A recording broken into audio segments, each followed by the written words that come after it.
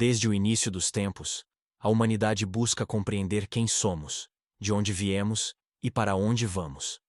Cada pensamento, cada silêncio, cada dúvida é parte de um enigma maior.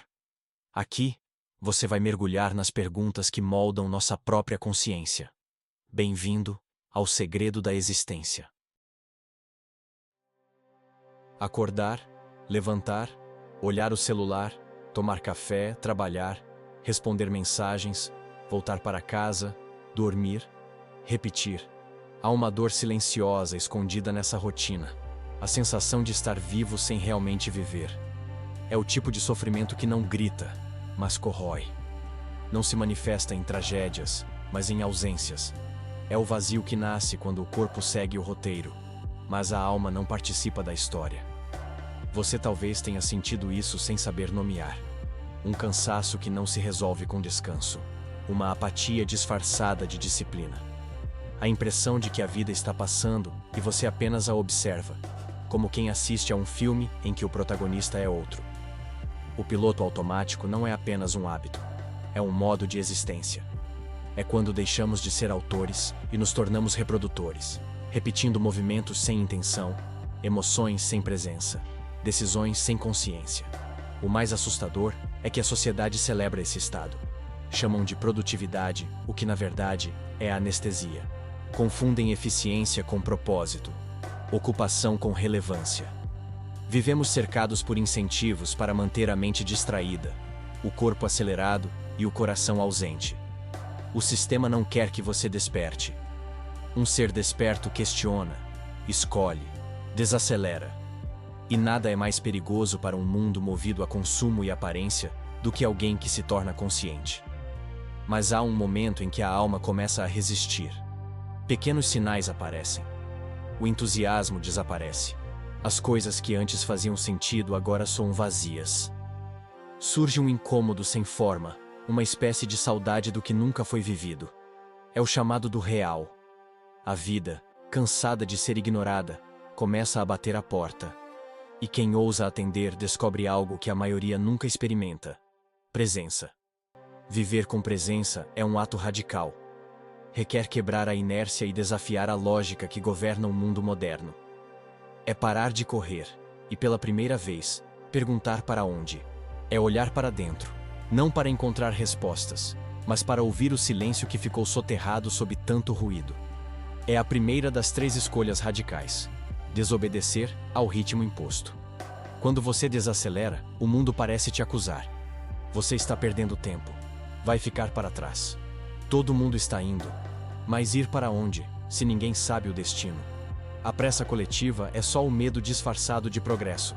Desobedecer ao ritmo é o primeiro gesto de liberdade.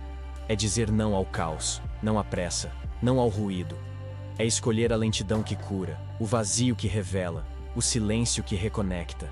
Essa decisão não transforma tudo de imediato. A mente, viciada na agitação, tentará te puxar de volta. O piloto automático é hábil, sabe fingir utilidade. Mas, quanto mais você insiste em desacelerar, mais percebe o quanto estava distante da própria vida. Coisas simples, o som da respiração, o sabor da comida, a textura do tempo, voltam a ter significado. E é nesse instante que o primeiro portal se abre. O reencontro com o agora. A vida começa exatamente onde você está. Não no próximo objetivo, não na próxima conquista. Ela começa no instante em que você decide estar presente. E quando isso acontece, tudo muda de lugar, inclusive você. A mente humana é uma máquina brilhante, mas traiçoeira. Ela tem o poder de transformar qualquer rotina em prisão. E o faz em silêncio, com uma eficiência assustadora. Um dia você percebe que tudo o que faz é previsível. Que suas decisões são respostas automáticas a estímulos repetidos. Você não vive mais, reage. O piloto automático é isso, uma sequência infinita de reações travestidas de vida. Não é a falta de tempo que nos esgota. É a ausência de significado. Trabalhamos, produzimos, buscamos estabilidade, mas a sensação de estarmos à deriva persiste. Vivemos como se estivéssemos em uma esteira rolante, indo para frente sem realmente sair do lugar. O corpo se move, mas a consciência dorme. A vida se torna uma sucessão de dias parecidos demais, E quanto mais parecidos eles são, mais a alma se distancia. A sociedade moderna não apenas aceita esse estado, ela o recompensa. Somos elogiados quando nos mantemos ocupados, valorizados quando sacrificamos o presente em nome de um futuro que nunca chega. O sucesso virou o disfarce mais sofisticado da alienação. A rotina é o altar onde sacrificamos nossa presença. E o reconhecimento social é a oferenda que justifica a perda. Mas há algo que nenhuma rotina, por mais rígida que seja, consegue silenciar para sempre: o instinto de viver de verdade. Ele se manifesta como um incômodo leve, uma dúvida que sussurra: era só isso? E quando essa pergunta surge, ela abre fendas em tudo que parecia sólido. Você começa a perceber que o problema não é o trabalho, o relacionamento ou o cotidiano. O problema é o esquecimento. Esquecemos o que é sentir, o que é contemplar, o que é escolher conscientemente. Nietzsche dizia que o homem moderno vive anestesiado, cercado por ocupações que o impedem de pensar. Kierkegaard chamava isso de desespero disfarçado, o estado de quem foge de si mesmo sob o pretexto de estar vivendo normalmente. E é exatamente isso. O piloto automático é a forma mais eficiente de suicídio lento. Ele não mata o corpo, mas destrói a profundidade. O despertar começa quando você se permite olhar de fora. Quando percebe que grande parte das suas ações não nasce da liberdade, mas do hábito. Que a pressa não é necessidade, é vício. Que o tédio não é falta de estímulo, é ausência de presença. Acordar desse torpor exige coragem, porque significa encarar o que há de mais incômodo. O vazio que ficou no lugar da consciência. Mas é nesse vazio que mora a possibilidade de recomeço. Ele é o espaço onde algo novo pode nascer. O nada, quando olhado de frente, revela um convite. Viver com intenção. O despertar raramente começa com iluminação. Ele começa com desconforto. Não é a alegria que desperta a consciência, mas a inquietação. É quando algo dentro de você começa a questionar o óbvio. O trabalho estável, a rotina previsível, os planos que pareciam seguros. De repente, aquilo que um dia parecia o caminho certo começa a parecer estreito demais. E a alma, comprimida, começa a empurrar de dentro. Esse desconforto é um sinal de vida. Ele surge como uma rachadura na parede da conformidade, um lembrete de que algo em você ainda respira, mesmo soterrado sob camadas de deveres e expectativas. Mas a maioria ignora o sinal. Tomamos remédios, buscamos distrações, mergulhamos em metas e tarefas, qualquer coisa que nos mantenha ocupados o bastante para não ouvir o chamado do vazio. Fugimos do silêncio porque ele revela o que temos medo de encarar, a falta de sentido. Nietzsche dizia que quando o homem perde o porquê, qualquer como o destrói. É por isso que tantos adoecem mesmo vivendo vidas aparentemente bem-sucedidas. O que mata não é o trabalho, é a ausência de propósito. O que corrói não é o tédio, é a falta de direção interior. Vivemos anestesiados, confundindo estabilidade com plenitude, rotina com propósito. A vida em piloto automático é confortável, mas é uma prisão confortável. Ela oferece previsibilidade em troca de liberdade, segurança em troca de vitalidade. A maioria aceita esse acordo, mas alguns, em algum momento, percebem que o preço é alto demais. Que o corpo pode até estar seguro, mas o espírito está em cativeiro. O primeiro passo para escapar desse ciclo não é mudar tudo ao redor, é mudar a forma como você se relaciona com o tempo. O tempo não é o inimigo, é o espelho. Ele revela onde sua atenção repousa. Quando sua mente vive no passado ou no futuro, o presente se torna um corredor vazio. Mas quando você volta para o agora, algo extraordinário acontece. A vida volta a pulsar. Estar presente não é uma técnica, é um ato de coragem. É permitir-se sentir o que o mundo tenta te fazer evitar. O medo, a incerteza, o silêncio. É aceitar que a vida é incerta e ainda assim escolher estar desperto dentro dela. É a decisão de parar de fugir de si mesmo. O desconforto é o convite. A presença é a resposta. E é nessa resposta silenciosa que o verdadeiro recomeço começa. A aceleração constante é o novo vício da humanidade. Não percebemos, mas vivemos em abstinência de silêncio. Precisamos de movimento, de notificações, de tarefas, de qualquer coisa que nos mantenha ocupados o suficiente para não encarar o próprio vazio. A pressa se tornou uma forma de anestesia, e chamamos isso de progresso. O mundo moderno idolatra a produtividade, mas despreza a presença. Corremos tanto que esquecemos por que começamos a correr. A lógica do desempenho é uma armadilha invisível. Trabalhamos mais para conquistar mais, mas cada conquista aumenta apenas o tamanho do vazio. A sensação de urgência nunca desaparece, porque ela é o combustível do sistema. Sempre há algo a alcançar, a comprar, a melhorar. E quanto mais perseguimos o mais nos afastamos do agora. A vida deixa de ser experiência e vira meta. O tempo, que antes era chão, transforma-se em uma escada que nunca chega ao topo. Nietzsche chamava isso de a doença da modernidade, o eterno cansaço de quem nunca se pertence. Kierkegaard via o mesmo fenômeno como desespero coletivo. Uma humanidade que foge de si mesma acreditando estar evoluindo.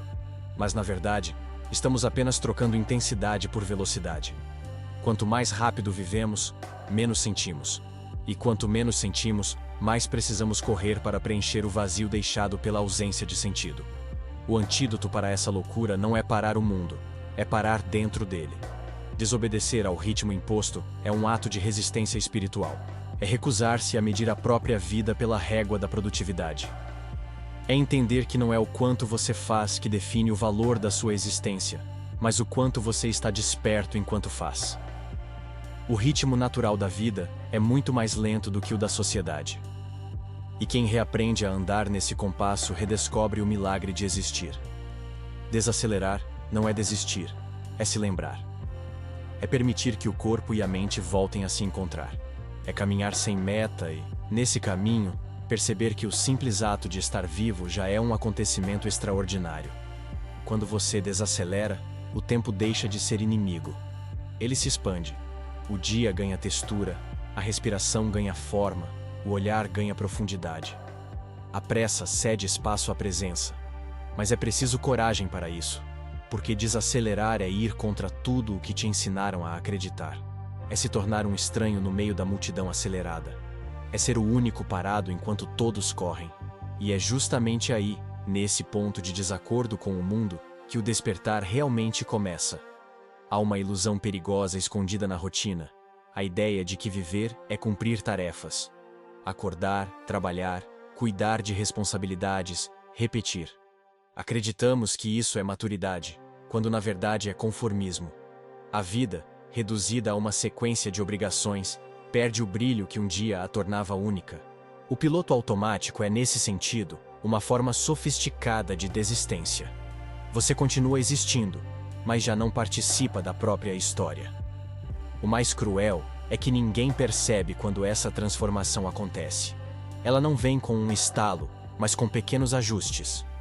Um dia você decide não questionar o que sente, porque está cansado. No outro, ignora um incômodo, porque não é hora de pensar nisso. Aos poucos, a alma se adapta à superficialidade. O que antes te movia vira lembrança. A paixão se transforma em funcionalidade. O que era vivo se torna útil. Nietzsche via nisso o maior erro do homem moderno: confundir sobrevivência com vida. Para ele, viver plenamente exigia intensidade. Não velocidade, mas profundidade. Já Kierkegaard via o mesmo dilema de outro modo: o desespero do indivíduo que se torna tão adaptado ao mundo que perde a própria singularidade. Em ambos, a mensagem é clara. A adaptação sem consciência é a forma mais silenciosa de autodestruição. Viver no piloto automático é o equivalente existencial de estar com os olhos abertos, mas sem enxergar. Tudo acontece diante de você, mas nada o atravessa. As conversas são superficiais, os planos são automáticos, as emoções são recicladas. A vida se torna previsível, e o previsível mata a alma. Não é a dor que nos destrói, é a ausência de espanto. Mas há um momento em que o corpo começa a perceber o que a mente tenta ignorar. O cansaço constante, o sono agitado, a sensação de vazio mesmo em meio a conquistas. Esses sinais não são fraquezas, são alarmes. São o modo como o seu ser tenta dizer: há algo errado na forma como você está existindo. O corpo fala a verdade que a mente tem medo de ouvir. O primeiro passo para sair desse ciclo não é mudar de vida, é mudar de presença. É olhar para o que sempre esteve diante de você com olhos novos. É sentir a própria respiração, observar a luz da manhã, ouvir o som do que está vivo ao seu redor. É simples, mas é radical, porque, quando a presença volta, a consciência desperta, e o que antes era comum se torna sagrado. Viver com sentido não é descobrir um propósito escondido em algum lugar distante. É voltar a estar aqui. É lembrar que o tempo que passa não é o inimigo, é o mestre. E que o maior milagre da vida nunca foi o futuro, sempre foi o agora. Há um tipo de ruído que não vem de fora, mas de dentro. É o barulho mental constante, o fluxo ininterrupto de pensamentos que nunca se calam. É a mente repetindo o passado e antecipando o futuro, enquanto o presente escorre despercebido entre os dedos. Essa hiperatividade interior é o motor do piloto automático e o primeiro obstáculo para a vida consciente. Vivemos presos à mente como se ela fosse a totalidade de quem somos. Pensamos compulsivamente, analisamos cada detalhe, criamos histórias para justificar o que sentimos e desculpas para o que deixamos de fazer. A mente acredita estar no controle, mas, na verdade, ela é quem nos controla. E quanto mais acreditamos nela, mais nos distanciamos da realidade viva que acontece agora, neste instante. Nietzsche dizia que o homem moderno pensa demais e sente de menos. Kierkegaard via essa desconexão como o desespero da razão, a incapacidade de silenciar para ouvir o espírito. E é exatamente isso que o piloto automático faz. Nos transforma em observadores intelectuais da própria vida, incapazes de experimentá-la em sua plenitude. A mente cria a ilusão de que tudo precisa ser entendido antes de ser vivido. Mas viver não é um problema a ser resolvido, é uma experiência a ser sentida. A tentativa de controlar o fluxo da vida através do pensamento é como tentar segurar o vento com as mãos. Você se cansa, se frustra, e ainda assim continua acreditando que, se pensar o suficiente, vai entender o sentido da existência. Mas o sentido não é encontrado no raciocínio, é revelado no silêncio. A segunda escolha radical começa aqui: dizer não. Dizer não ao excesso, à sobrecarga, à necessidade de estar sempre fazendo, sempre respondendo, sempre produzindo. O não é a primeira palavra da alma livre. É o ato de interromper o ciclo da reatividade e criar espaço para o ser. Não se trata de negação, mas de preservação. Dizer não ao mundo que exige velocidade é dizer sim àquilo que é essencial. A mente tentará resistir. Ela dirá que você está sendo irresponsável, que está perdendo tempo, que o mundo não vai esperar. Mas o mundo não vai parar de girar. E se você não aprender a pausar, será arrastado até esquecer quem é. O silêncio, antes desconfortável, se torna o espaço onde a verdade começa a aparecer. Aprender a dizer não é a arte de escolher o que merece a sua energia. É compreender que nem tudo precisa da sua resposta, nem toda provocação exige reação. É recusar o barulho para redescobrir a profundidade. É nesse espaço de quietude que a vida, enfim, respira novamente. Dizer não é um ato de rebeldia num mundo que venera o sim. Desde cedo aprendemos a agradar, a concordar, a aceitar. Dizemos sim ao que nos cansa, sim ao que não queremos, sim ao que nos diminui.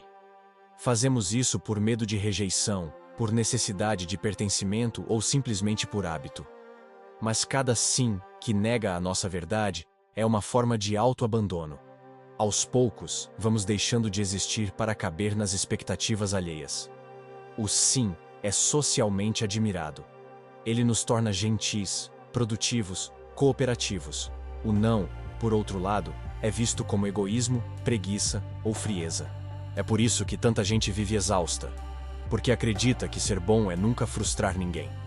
Mas o verdadeiro egoísmo é o de quem exige que você viva contra si mesmo para agradá-lo. E o verdadeiro amor é aquele que nasce de um não honesto, não de um sim forçado.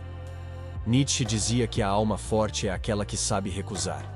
Kierkegaard afirmava que a liberdade começa quando o indivíduo aprende a escolher. E escolher, inevitavelmente, significa renunciar. Dizer não É o gesto que devolve à vida o que é essencial. É o ato de traçar fronteiras internas e proteger o que existe de mais vital em você: o tempo, a energia, a integridade. Há uma sabedoria silenciosa no não. Ele é o espaço onde o sim verdadeiro pode nascer, porque quando tudo é aceito, nada é significativo. O excesso mata o sentido. Só quem se permite recusar o que é raso pode mergulhar no que é profundo. Dizer não é se libertar da obrigação de corresponder. É o início de uma vida que não se mede por aprovação, mas por coerência. Mas o não é um gesto de rigidez, é um gesto de amor. Amor por si mesmo, por sua saúde mental, por sua alma. É compreender que o seu tempo é finito e que desperdiçá-lo com o que não ressoa é uma forma de suicídio lento.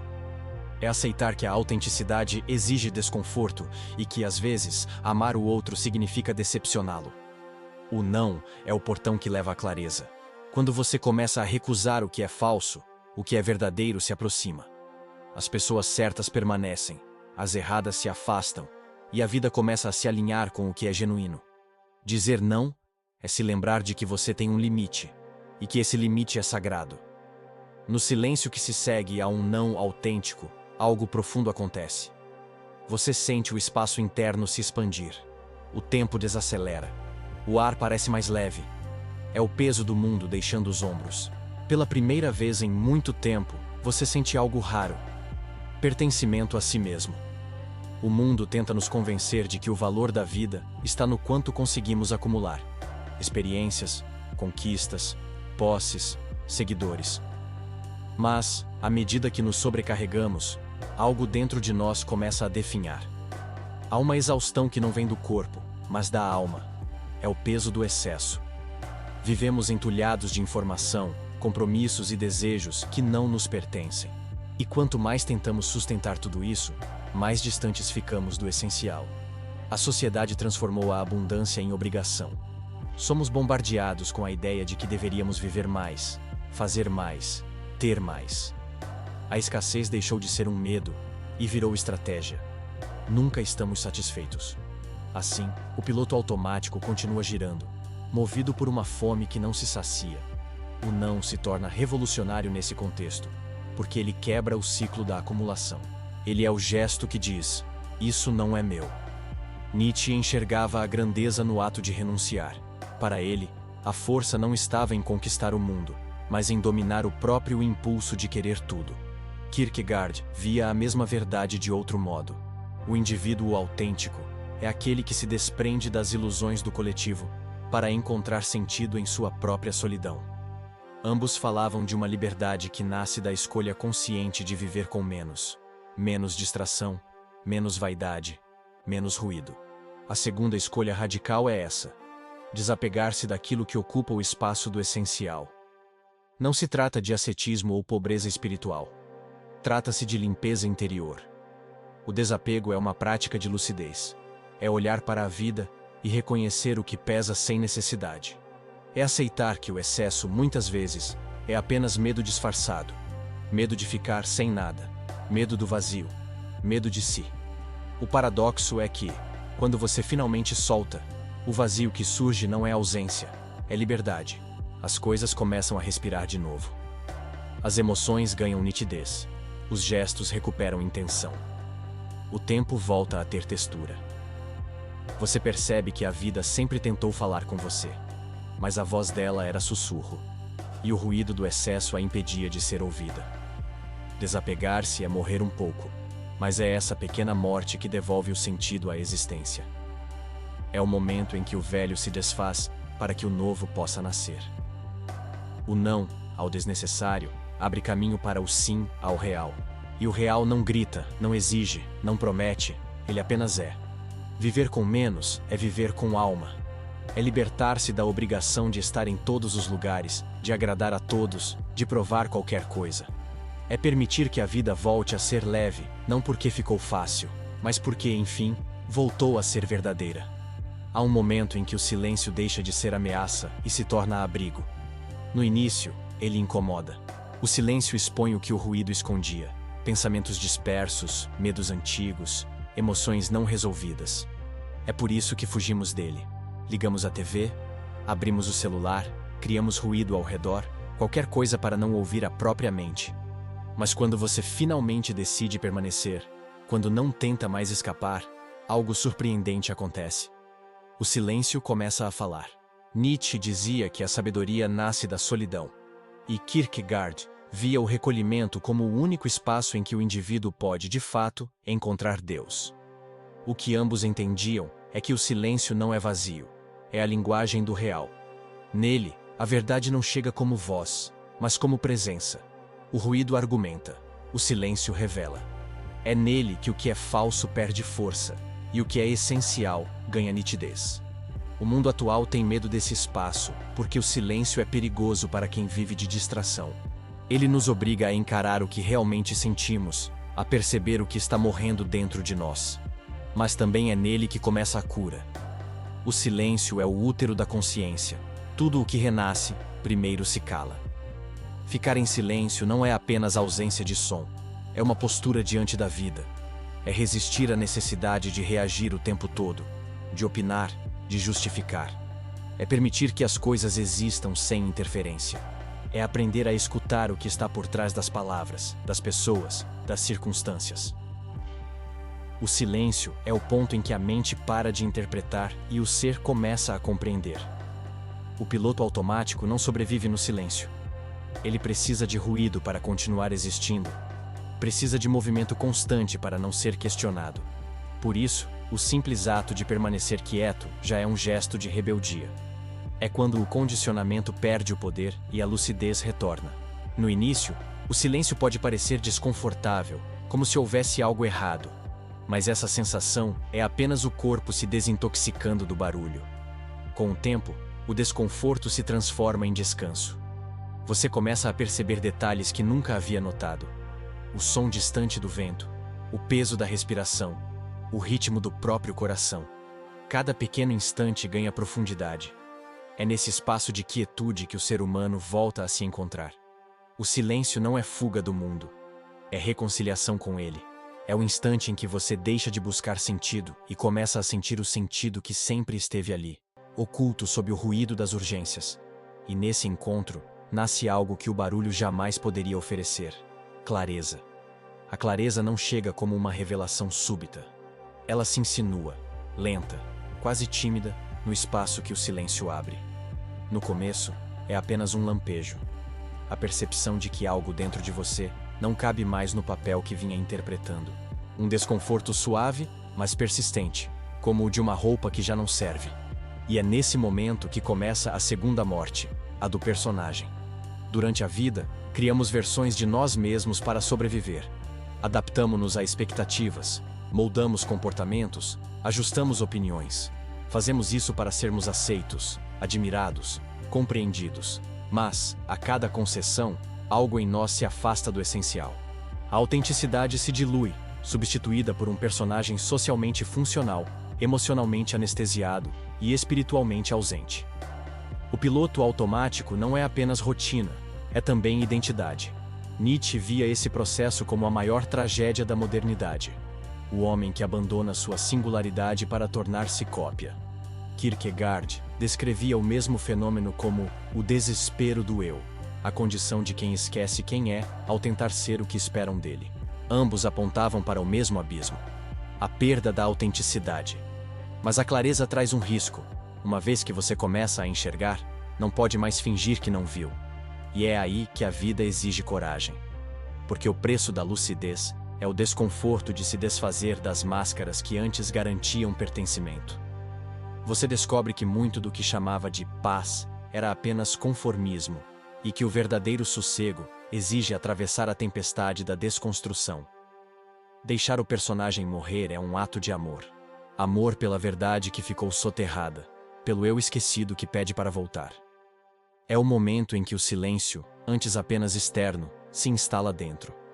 O ruído da comparação cessa, a necessidade de provar desaparece. O olhar se volta para o que é real. A morte do personagem não é o fim da identidade, mas o nascimento da presença. Quando você para de representar, começa a viver. As ações deixam de ser respostas automáticas e se tornam expressões conscientes.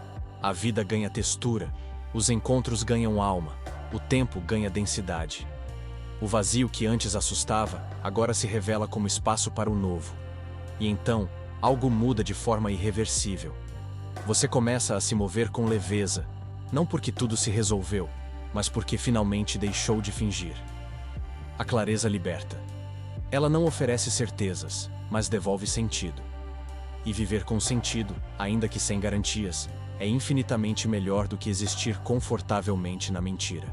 A autenticidade não nasce do entendimento intelectual, mas da coragem de permanecer em contato com o incômodo. Depois que o personagem começa a ruir, surge um espaço estranho, quase assustador.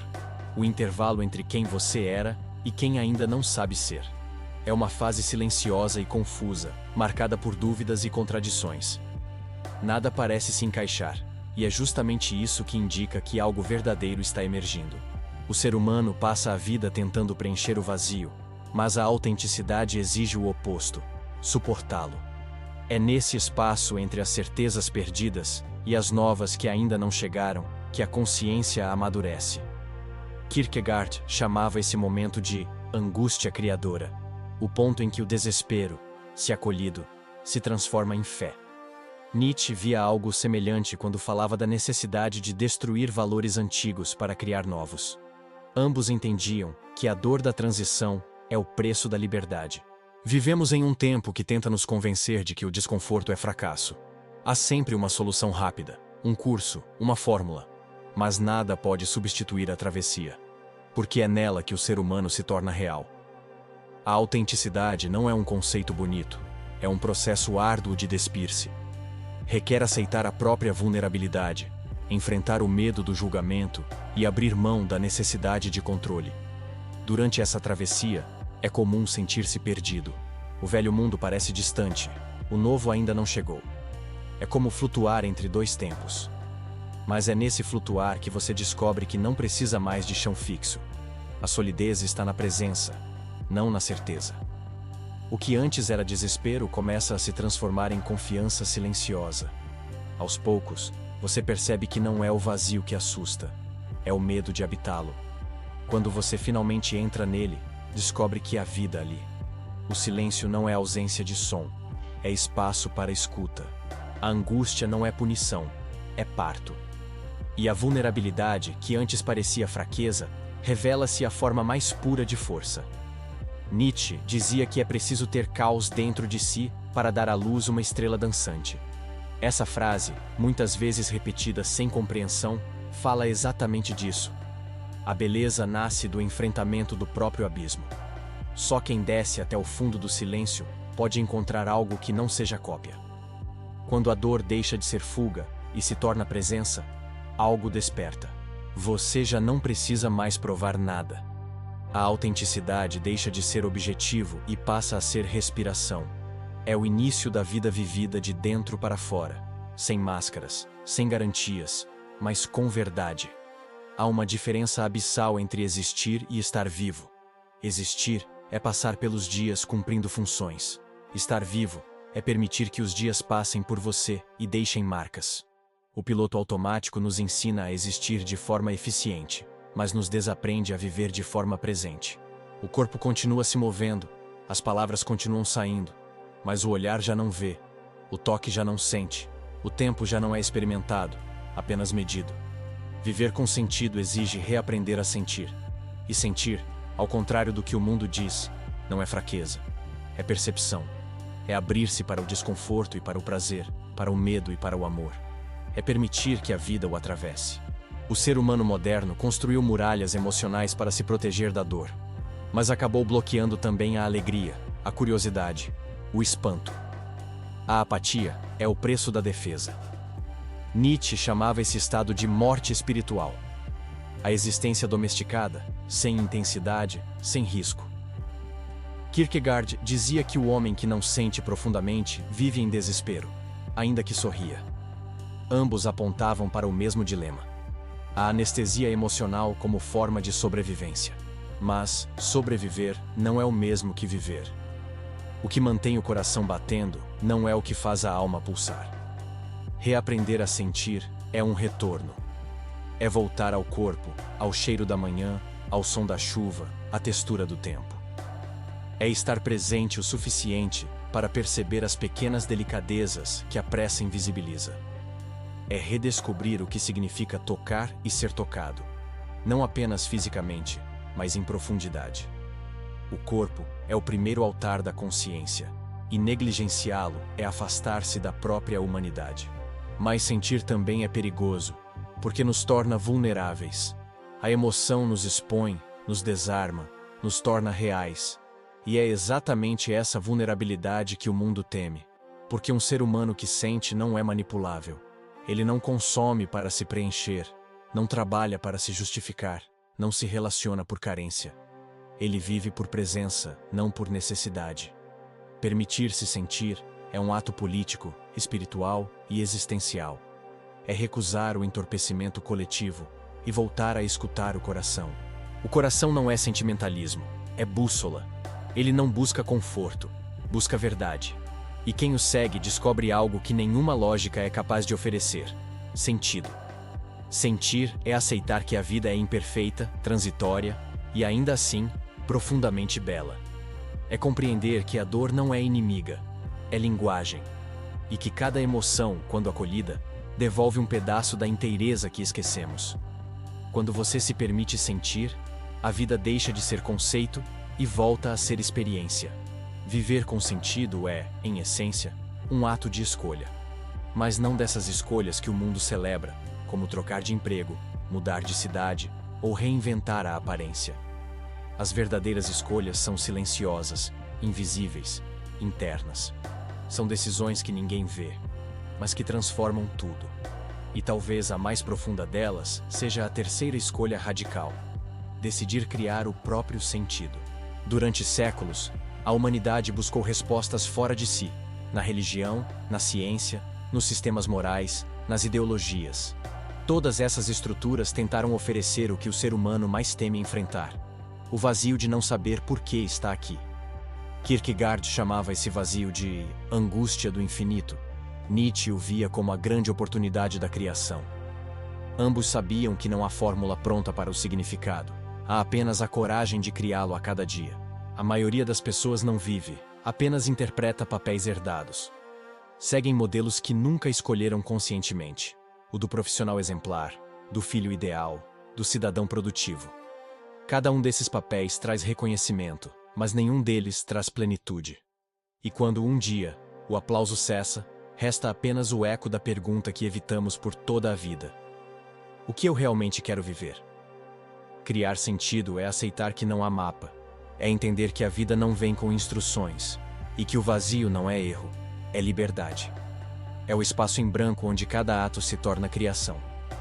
Nietzsche dizia que o homem autêntico é aquele que dança sobre o abismo, que transforma o caos em forma e o nada em arte.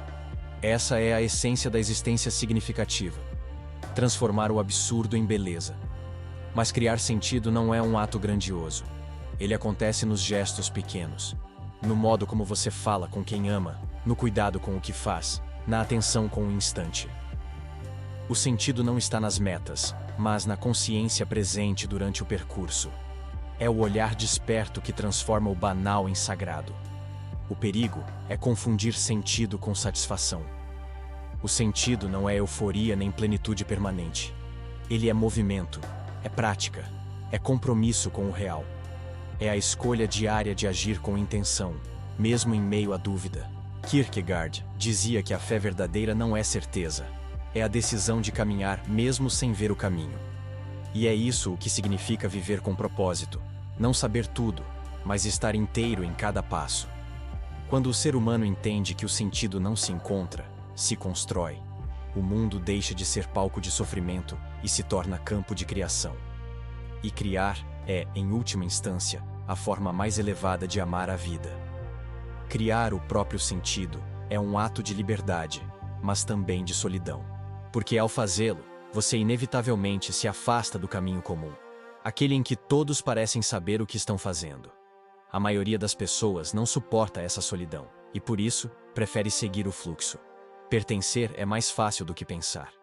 Mas viver com sentido exige justamente o contrário: abandonar a segurança do grupo, e arriscar-se na incerteza da própria verdade.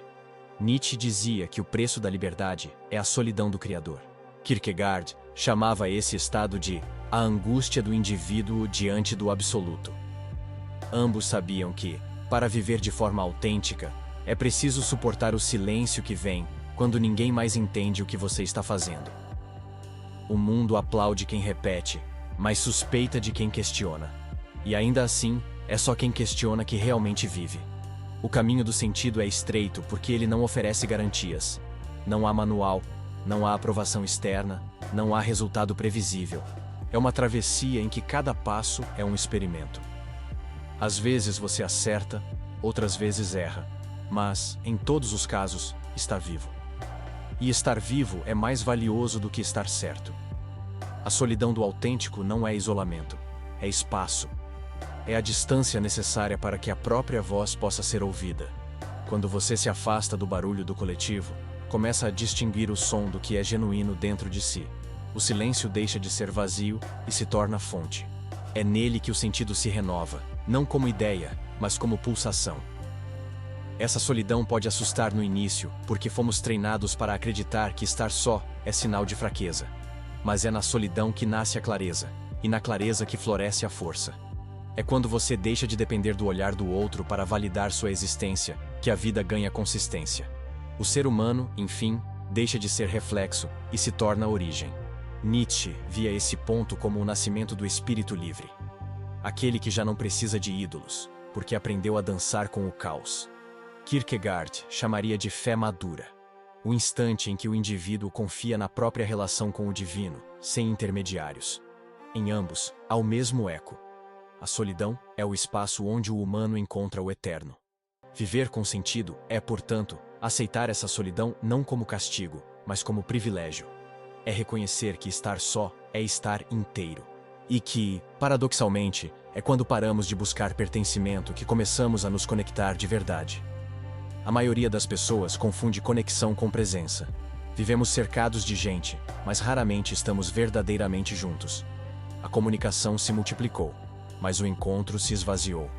Falamos o tempo todo, mas quase nunca escutamos. Tocamos uns aos outros por meio de telas, mas o toque real, aquele que atravessa, tornou-se raro. O resultado é uma solidão paradoxal. Estamos sempre acompanhados, mas profundamente sozinhos. O piloto automático social criou uma nova forma de isolamento, a convivência superficial. Mantemos relações que não pedem profundidade, apenas performance. Mostramos fragmentos cuidadosamente editados de quem somos, alimentamos vínculos baseados em conveniência e fugimos de qualquer conversa que possa revelar o que realmente sentimos. Criamos uma sociedade onde ser autêntico é quase um ato de ousadia. Nietzsche dizia que a amizade verdadeira é rara porque exige coragem. Coragem de ser vulnerável diante do outro. Kierkegaard ia além. Afirmava que amar de verdade é permitir-se ser conhecido naquilo que é mais imperfeito. Mas o mundo atual ensina o contrário. Ele premia o disfarce, o filtro, o espetáculo. E o preço disso é a desconexão. A autenticidade é o único caminho de volta ao encontro real. Quando você começa a viver com presença, as relações artificiais naturalmente se desfazem. Não porque você as rejeite, mas porque elas não suportam a verdade. A presença é como luz. Ela expõe o que antes estava escondido. As conexões que eram sustentadas por medo ou conveniência se desintegram, e no lugar delas nasce algo mais raro. Vínculos vivos, não baseados em utilidade, mas em essência. O encontro autêntico não é sobre concordar ou se entender sempre, mas sobre permanecer verdadeiro mesmo diante da diferença. É olhar para o outro sem querer moldá-lo. É escutar sem tentar corrigir. É estar ali, inteiro, sem máscara e sem pressa. A presença é o maior presente que se pode oferecer, e é também o mais difícil, porque exige abrir mão do controle e deixar que o momento seja o que é. Essa forma de conexão transforma tudo. O amor deixa de ser dependência e se torna liberdade compartilhada. A amizade deixa de ser distração e se torna refúgio. O toque volta a ser linguagem. O silêncio volta a ser comunhão. A vida, enfim, recupera a profundidade que a pressa havia roubado. O sentido nasce no espaço entre duas presenças verdadeiras. E esse espaço só se abre quando deixamos de interpretar e começamos a simplesmente estar. O encontro real não é o fim do caminho, é o próprio caminho. Em algum ponto da jornada, você percebe que o maior inimigo do sentido não é o sofrimento, é o entorpecimento. A dor, quando acolhida, revela caminhos. O entorpecimento, ao contrário, interrompe todos. Ele se disfarça de estabilidade, de conforto, de equilíbrio, mas é apenas a ausência de vida. O mundo moderno normalizou essa anestesia, uma existência sem extremos, sem pausas, sem profundidade. O problema é que, ao evitar a dor, eliminamos também a alegria.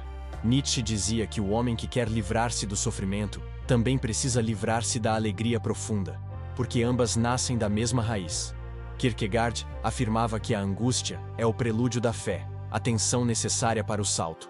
Ambos compreendiam que sentir intensamente é a única forma de existir por inteiro.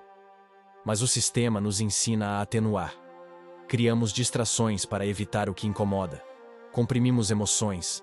Transformamos a alma em um terreno controlado. O entorpecimento não é apenas emocional. É espiritual. Ele nos impede de nos relacionar com o mistério da existência. Tudo precisa ser explicado, medido, categorizado. A vida deixa de ser experiência e vira estatística. Perdemos a capacidade de nos maravilhar, de sentir o espanto que nos conecta ao inexplicável. E sem espanto, o ser humano morre de tédio, mesmo cercado de conforto.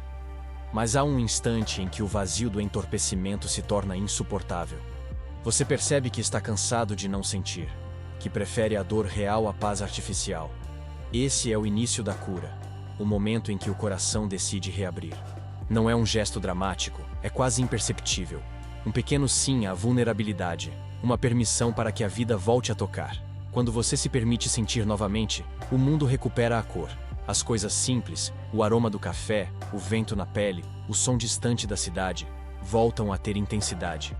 O tempo, antes escorregadio, volta a ter corpo. A presença se torna quase física. A vida deixa de ser conceito e volta a ser pulsação. O retorno à sensibilidade é o retorno à humanidade. E esse retorno dói, porque a dor reprimida volta junto, mas é uma dor viva, fértil, transformadora. O entorpecimento protege, mas também sufoca. Sentir novamente é como quebrar um casulo. O ar entra, e junto dele vem a fragilidade, mas também a liberdade. Viver com sentido é aceitar a totalidade da experiência. O prazer e o desconforto. A luz e a sombra. O riso e a lágrima. Quem tenta viver apenas a metade agradável, acaba perdendo o todo. A plenitude não está em evitar o sofrimento, mas em deixar que até ele revele o que é verdadeiro. Há um tipo de sofrimento que não destrói, lapida. É o sofrimento da lucidez, aquele que surge quando a ilusão começa a ruir. Ele não vem como castigo, mas como revelação. No início, tudo parece desmoronar. As crenças antigas, os planos sólidos, as certezas que sustentavam o ego. Mas, sob os escombros, há algo que o caos não consegue tocar. O núcleo do ser. É ali que a vida verdadeira começa a nascer. Nietzsche dizia que é preciso ter caos dentro de si para dar à luz uma estrela dançante. Essa não é uma metáfora sobre desordem, mas sobre criação. O caos interior é o solo fértil onde o novo se forma.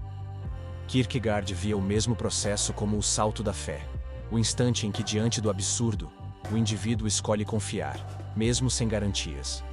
Ambos descreviam a mesma travessia, a transformação da dor em consciência. O sofrimento lúcido é diferente daquele que nasce da resistência.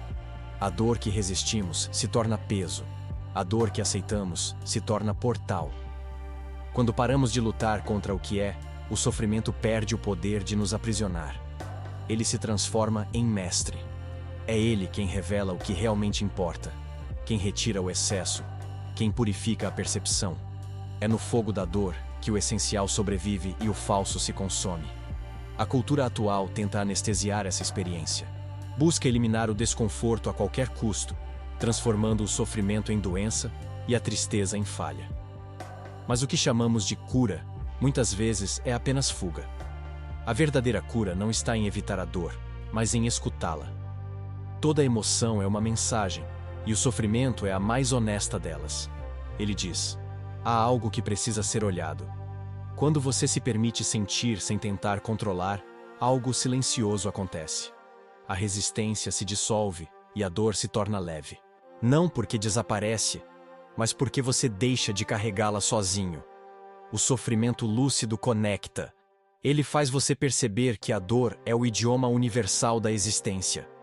Todos sofrem, e é nesse reconhecimento que nasce a compaixão. Kierkegaard dizia que a fé não elimina o desespero, apenas o transforma em confiança. Nietzsche afirmava que o homem forte não é o que evita o sofrimento, mas o que o acolhe como parte da dança da vida. Ambos, separados por suas crenças, encontraram o mesmo centro: a aceitação. O sofrimento lúcido é o início da sabedoria. Ele não te ensina a fugir, mas a permanecer. E ao permanecer, você descobre que há beleza até no que dói. O que parecia fim era apenas passagem. O caos, visto de perto, é apenas a vida se reorganizando para renascer. Depois de atravessar o caos, algo dentro de você muda de forma irreversível. A pressa se dissolve, o medo perde autoridade, e o silêncio deixa de ser vazio. Surge um estado de presença que não é esforço, é descanso. Você começa a perceber que não precisa controlar tudo para estar em paz. A vida, por si só, sabe se mover. É como se, depois de tanto resistir, o rio finalmente aceitasse o curso da água. Nietzsche chamava isso de amor fati, o amor ao destino. Não se trata de resignação, mas de afirmação. É o ato de dizer sim a tudo o que vem, inclusive a dor. Kierkegaard falava do mesmo ponto sob outro nome: fé viva. A confiança que nasce quando o indivíduo já não precisa entender, apenas se entregar. Ambos descreviam o mesmo estado: a reconciliação com a própria existência. Quando a luta cessa, o sentido não precisa mais ser procurado. Ele emerge naturalmente. Não como resposta intelectual, mas como sensação. Você começa a ver beleza onde antes via monotonia. As pequenas coisas recuperam valor. O gesto de alguém na rua, o som da chuva, o cheiro de algo simples sendo preparado. O mundo não muda. O olhar muda. Essa é a terceira escolha radical em ação. Viver como criador de significado, não como vítima do destino. É a virada silenciosa de quem compreende que a vida não deve ser conquistada, mas acolhida. Cada instante, mesmo o mais banal, pode ser vivido como arte quando há consciência. E cada dor pode ser transmutada em sabedoria quando há presença. A liberdade começa quando você para de pedir que a vida seja diferente. O que vem deixa de ser obstáculo e se torna material. O sofrimento se torna aprendizado. A solidão se torna introspecção. A impermanência se torna beleza. É o que Nietzsche chamava de dançar sobre o abismo. Não negar o caos, mas aprender a mover-se com ele. Nesse ponto, a vida deixa de ser uma sucessão de metas e passa a ser um diálogo constante. O ser humano desperto não tenta mais arrancar respostas da existência. Ele aprende a escutá-la. O silêncio entre as palavras ganha valor. O vazio entre os acontecimentos se torna repouso. E, paradoxalmente, é quando você para de tentar encontrar sentido que o sentido se revela. A entrega não é desistência, é confiança madura. É o reconhecimento de que a vida sempre soube o que fazia, mesmo quando você não sabia. É a serenidade de quem, finalmente, entende que não há nada a se alcançar, apenas algo a ser vivido. A confiança madura nasce quando você percebe que o controle é uma ilusão. Passamos a vida tentando prever, planejar e garantir. Acreditamos que, se organizarmos tudo o suficiente, estaremos a salvo da dor e da incerteza. Mas a vida sempre encontra uma forma de romper nossos planos, não por crueldade, mas por compaixão. Ela sabe que o controle é a prisão mais disfarçada que existe. Nietzsche dizia que a verdadeira liberdade não é fazer o que se quer, mas querer o que acontece. Kierkegaard, por outro lado, via a entrega como o ápice da fé, o instante em que o indivíduo compreende que o descontrole é o terreno onde o divino opera. Ambos falavam da mesma coisa, o ponto em que o ser humano deixa de tentar comandar a vida e passa a participar dela. Enquanto acreditamos que estamos no comando, vivemos em tensão. Queremos garantir resultados, prever reações, controlar emoções. E quando algo sai do roteiro, o medo toma o espaço da presença. A mente cria 1000 cenários, cada um mais catastrófico que o outro. O corpo endurece, a respiração encurta. Vivemos em estado de alerta permanente, tentando evitar o inevitável. Mas a vida não é uma equação a ser resolvida, é um fluxo a ser sentido. Quando você relaxa o controle, o que parecia caos começa a revelar harmonia. As coisas que antes pareciam erros se mostram necessárias. As perdas se transformam em abertura, as pausas em direção. O controle é a tentativa de impedir que o mistério haja. E o mistério é precisamente o que mantém a existência viva. Há uma paz que só chega quando você aceita que não vai entender tudo. É a paz de quem já não precisa ter razão, de quem trocou a certeza pela confiança. Kierkegaard chamava isso de salto, um ato sem garantias, onde o coração avança antes da mente. Nietzsche via o mesmo gesto como o nascimento do Criador. O indivíduo que abraça a incerteza, e mesmo assim, segue dançando. O controle é uma resposta do medo. A entrega é uma resposta do amor. Controlar é dizer, só confio se entender. Entregar é dizer, confio mesmo sem entender. E essa diferença muda tudo. Porque quando você solta, a vida volta a fluir. O que é seu começa a chegar. O que não é se afasta naturalmente. O que antes parecia esforço se transforma em ritmo. Viver com sentido não é conquistar o domínio sobre a existência. É alinhar-se ao seu movimento. É perceber que, ao invés de remar contra o rio, você pode aprender a seguir com ele. E quando faz isso, descobre algo libertador. O fluxo da vida sempre soube o caminho. A liberdade verdadeira não é a ausência de limites, é a harmonia entre vontade e realidade. Durante muito tempo, acreditamos que ser livre era fazer o que quisermos, quando quisermos. Mas essa ideia criou uma geração de pessoas exaustas, constantemente insatisfeitas, correndo atrás de desejos que se multiplicam mais rápido do que podem ser realizados. A liberdade sem direção se transforma em dispersão, e a dispersão é apenas outra forma de prisão. Nietzsche via a liberdade como criação, a capacidade de dizer sim à própria natureza sem pedir permissão ao mundo. Kierkegaard enxergava algo semelhante sob uma luz espiritual. Ser livre é viver em verdade, em consonância com o que se é diante do eterno. Em ambos, a liberdade não é o direito de fazer tudo, mas a coragem de ser inteiro. A confusão moderna é acreditar que a liberdade está em escolher entre 1000 opções. Mas isso é apenas consumo travestido de escolha. A verdadeira liberdade é interior. Ela não depende de possibilidades, mas de presença. É o estado daquele que sabe o que o move e, por isso, não precisa de aprovação nem de excesso. É o silêncio de quem não é mais manipulado pelo medo ou pela vaidade. A sociedade teme esse tipo de liberdade porque ela não serve a ninguém. Um ser humano verdadeiramente livre não se encaixa em padrões. Não se deixa conduzir por narrativas coletivas. Ele não é rebelde por provocação, mas por coerência.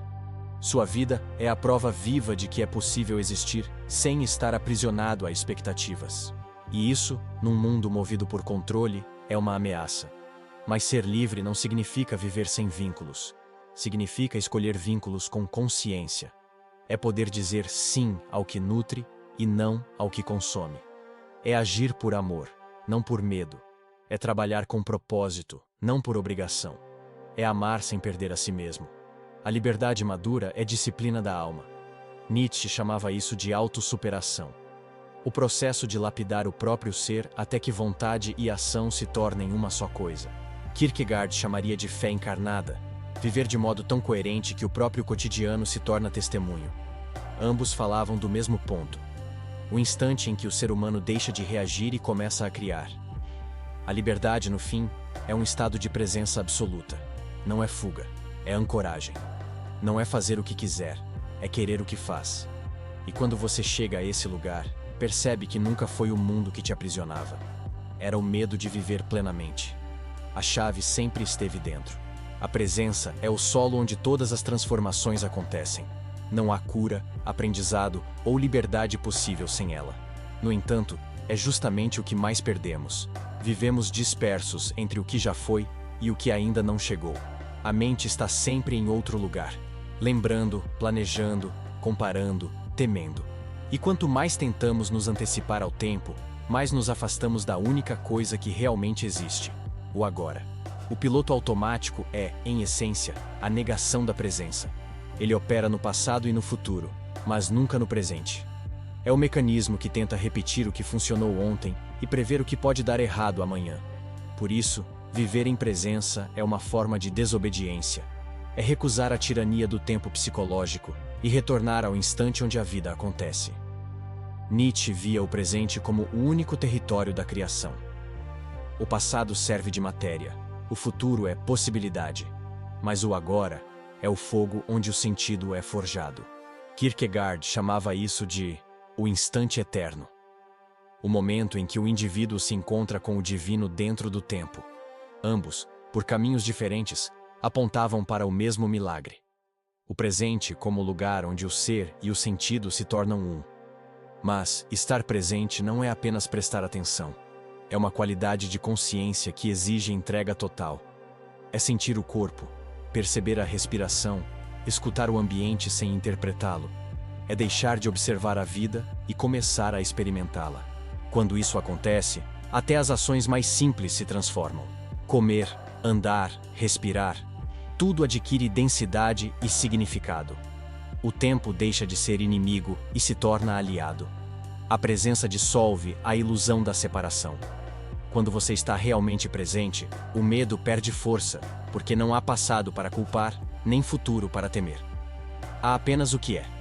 O sofrimento diminui porque ele vive de resistência, e a resistência só existe quando queremos que o momento seja diferente do que é. No instante presente, tudo é exato, completo, suficiente. Nietzsche chamaria essa experiência de afirmação pura, o sim, a vida em sua totalidade. Kierkegaard a descreveria como fé viva, a confiança no instante. Ambos se encontram no mesmo ponto. Estar presente é a mais alta forma de adoração, porque é o momento em que o humano e o eterno se tocam. A presença é simples, mas não é fácil. Ela exige vigilância. A mente tenta fugir a cada segundo, e a prática é trazê-la de volta, gentilmente, sem violência. Com o tempo, essa volta se torna natural. E quando isso acontece, o tempo deixa de ser uma linha e se transforma em um círculo, um eterno agora, onde tudo se revela e nada se perde. Estar presente é reencontrar o sagrado naquilo que parecia banal. O instante deixa de ser apenas passagem e se torna morada. Quando você vive consciente, a realidade perde o aspecto mecânico e volta a ser mistério. Cada detalhe, o som de um passo, o cheiro do ar, o olhar de alguém, carrega uma dimensão invisível. Não há nada extraordinário acontecendo, e ainda assim, tudo é extraordinário. O piloto automático nos afastou dessa percepção. Ele nos fez acreditar que o sentido está em grandes acontecimentos, no sucesso, nas conquistas, nos marcos visíveis da existência. Mas a verdade é que a alma não desperta em eventos grandiosos, e sim, em pequenos gestos. É na pausa entre as palavras, no silêncio antes da resposta, no toque breve de uma mão. A profundidade mora onde o mundo não olha. Nietzsche dizia que a vida é uma obra de arte, e toda arte nasce do olhar atento. Kierkegaard, com outra linguagem, afirmava que o homem que vive com fé transforma o cotidiano em oração. Ambos apontavam para o mesmo estado, o da consciência desperta, capaz de enxergar a eternidade no efêmero. A presença devolve ao tempo sua espessura. O instante se expande e revela camadas que antes passavam despercebidas. O que antes era rotina se transforma em rito. Lavar a louça, caminhar até o trabalho, respirar, tudo ganha propósito porque tudo é vivido com atenção. O sentido não está no que fazemos, mas na qualidade da consciência com que fazemos. Essa mudança é sutil, mas profunda.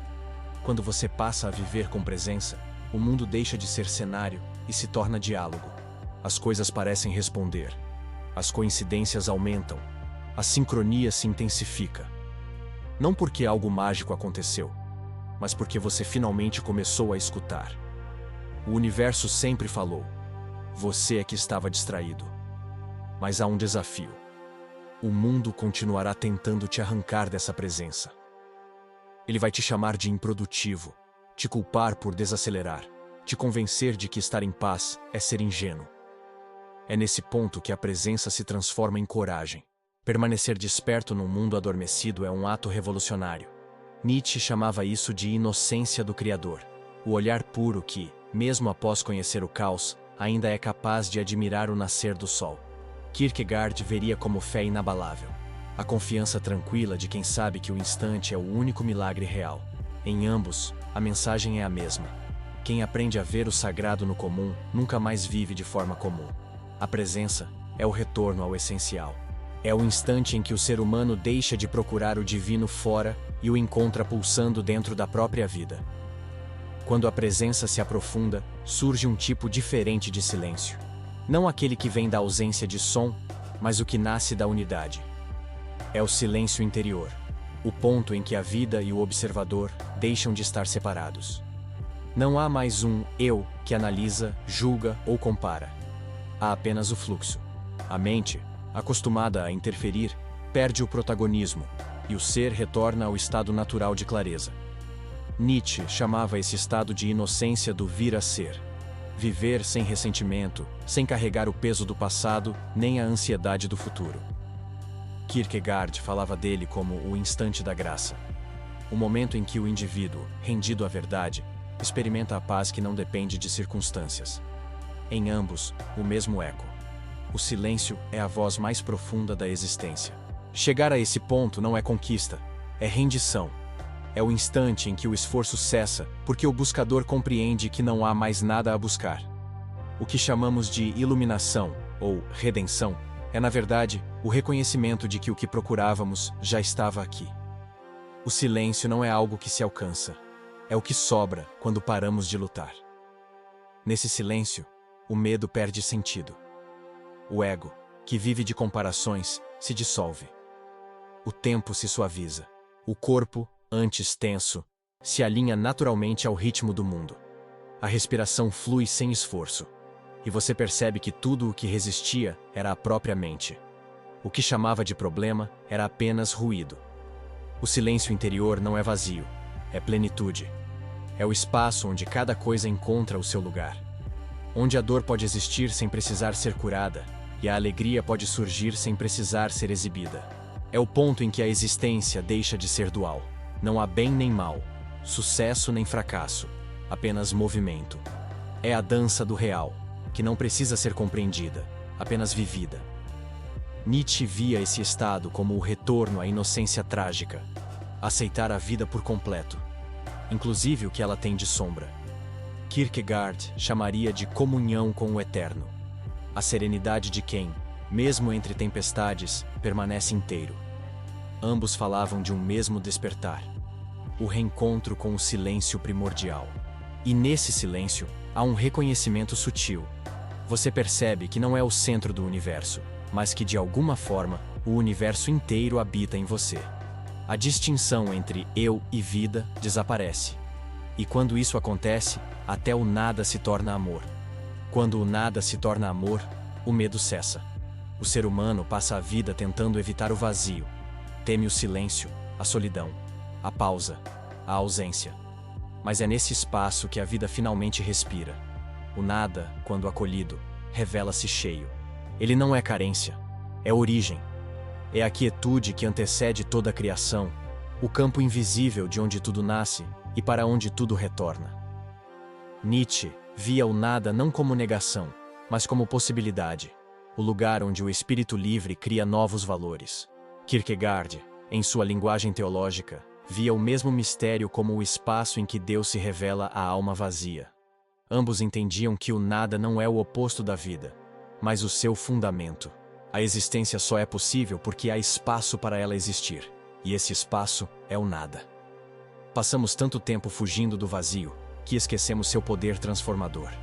Tentamos preenchê-lo com ruído, trabalho, relacionamentos, metas, mas nada disso dura, porque o vazio não foi feito para ser ocupado, foi feito para ser vivido.